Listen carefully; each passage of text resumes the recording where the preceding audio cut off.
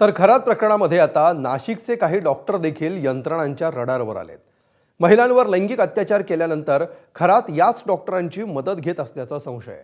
नेमकं काय आहे हे प्रकरण बघूया नाशिकहून एबीपी माझाचा हा स्पेशल रिपोर्ट। असंगाशी संग प्राणाशी गाठ मराठीतली एक जुनी म्हण आणि या म्हणीचा प्रत्यय नाशिकमधल्या काही डॉक्टरांना येत असेल किंवा लवकरच येईल, कारण भोंदू मांत्रिक अशोक खरातच्या नादाला लागण्याची केलेली खोडचूक। महिलांचं लैंगिक शोषण केल्याप्रकरणी अशोक खरात सध्या पोलीस कोठडीची हवा खात आहेत। आपलं दुष्कृत्य लपवण्यासाठी त्याने नाशिकमधील काही डॉक्टरांची मदत घेतल्याचं तपासामध्ये उघडकीस येत आहे। त्यामुळे त्याला मदत करणाऱ्या डॉक्टरांची देखील आता चौकशी होणार आहे आणि ते जर दोषी आढळले तर त्यांना देखील अशोक खरात याच्या सोबतच तुरुंगाचा रस्ता दाखवला जाणार आहे।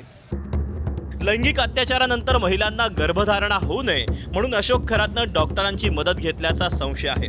डॉक्टरांच्या मदतीनं अशोक खरात पीडित महिलांना विशिष्ट औषधं देत होता असा अंदाज तपास अधिकाऱ्यांनी वर्तवला। तसंच महिलांना संमोहित करण्यासाठी देखील भोंदू मांत्रिकानं औषधांचा वापर केला का याचा देखील पोलीस तपास करणार आहेत। डॉक्टरांप्रमाणेच सोनोग्राफी सेंटरही तपास यंत्रणांच्या रडारवर आहे, कारण सोनोग्राफी सेंटरमध्ये पीडित महिलांची गर्भलिंग निदान चाचणी करण्यात आल्याची शक्यता तपास यंत्रणांकडून वर्तवण्यात आली आहे।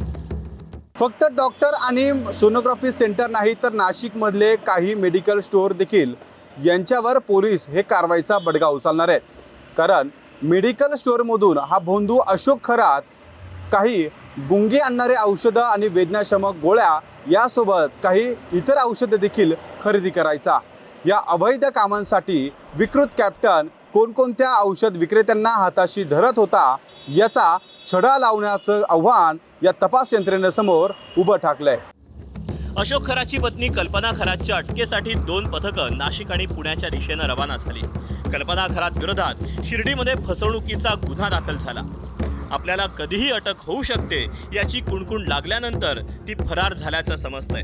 अशोक खरातच्या कोणकोणत्या गुन्ह्यात त्याची पत्नी कल्पना ही सहभागी होती याचाही पोलिसांना तपास करायचा आहे। आता लुपाछुपीचा खेळ किती दिवसात संपणार हे पाहावं लागेल। मुकुल कुलकर्णी आणि शुभम बोडके, एबीपी माझा, नाशिक। एबीपी माझा, उघडा डोळे बघा नीट।